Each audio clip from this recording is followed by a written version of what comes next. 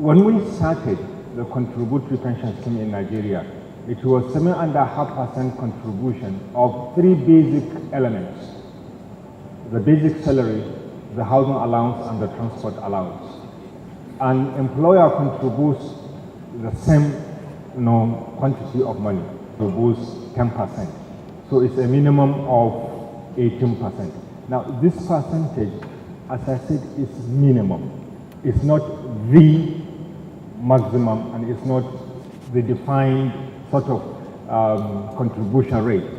If employee wants, he can increase his or her contribution level. Like I'm doing, for example, I'm contributing 16% because I felt I should do that. So it's not restricted. What was defined in the law is the minimum. An employer can also choose to contribute more than just the 10%, depending on other negotiation with the employee, or perhaps the employer is magnanimous, wants to help the employee to build a lot of sizable pension assets. So that I would like to open the floor for recommendations, questions, and any contributions that will assist us in achieving this objective. Thank you very much.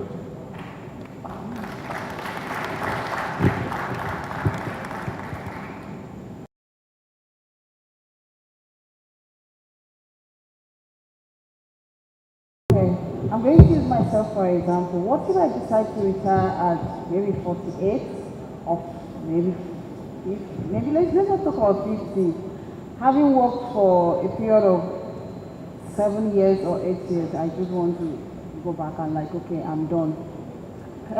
Will my fund, will I be accessible to this fund? When I mentioned about the 60s, I was just referring to the system in the UK. Okay. In Nigeria, it's 60 years or 35 years in service. Apart from spreading the word, how do you want them to do their daily contributions? Have you thought perhaps you could use technology? Perhaps you could is there a way they could make daily contributions via their mobile phone to the pension company directly? Yeah, you use multi-channel platform in order to provide account services. Okay. One, how do you register these people?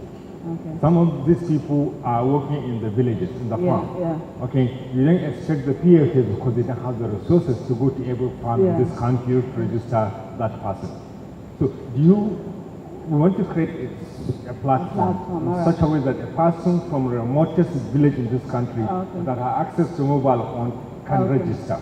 Well, my thinking was perhaps as a low-income earner, if I could get maybe like a short code, maybe a readily available recharge card of 5,000, I get a short code, I text to that as my daily contribution. From somehow we could actually deduct their daily contributions via that medium. Yeah, I know there are some regulatory issues in this country. We'll discuss this with the panel in the next session. Actually, I think to ask. She really talked about it. But then maybe we'll wait for the panel so that we'll be able to roll minds better. Contributing. My name is Mote. In terms of bureaucracy, how are we handling that? Because in Nigeria, it's easy to put your money somewhere, but taking it out becomes a problem. Now, when that 25%, when you want to get it back, there are a lot of paperwork, a lot of going back to the organization you worked with. Probably you've left there like 3-4 years before you now want to make your claim. But they put these roadblocks before you. Meanwhile, you have your sign up on the website, you have your SMS messages that you receive from them on a monthly basis. Why is it difficult for them to just process your fee and give it back to your 25% that you are due? The most important thing to do is when you want to have access to the 25%, you meet your PFA. When you meet your PFA, you do the application, and they will send the application to us. And if we receive the application, it hardly stays for more than a week. In Pencom, I'm returning it back to them. However, when you see that there are, delays, and there must be some issues that perhaps could not be resolved earlier between you and the PFA, some documentation is missing and so on. But otherwise, really, I don't see this as a problem because I interact with the various departments that handle this. As soon as we receive these applications, we treat them and send them back. My name is Shego Kunono. I'm the founder of Afripreneur. I want to ask, because since you're in the framework stage, that's design. I want to ask, are you also working with other agencies on this project? Because I'm aware that the National Orientation Agency has an office in all the 774 local governments in Nigeria. And their purpose also is for orientation, it's for publicity. So instead of you saying, okay, you want to put this structure in place, that is a structure you can leverage. So some of all these local governments, when you go as far, because like now I served in Edo State, I was in Ovia Southwest, and the capital was Ogubazua. When you get to local government, almost nothing is happening. These are things where those places start functioning properly, and those are people that are closer to these villages, closer to these farmers, and closer to all the smaller communities.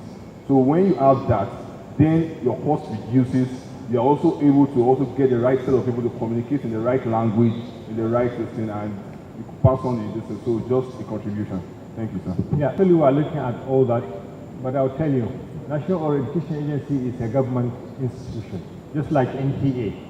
If you go there, you pay.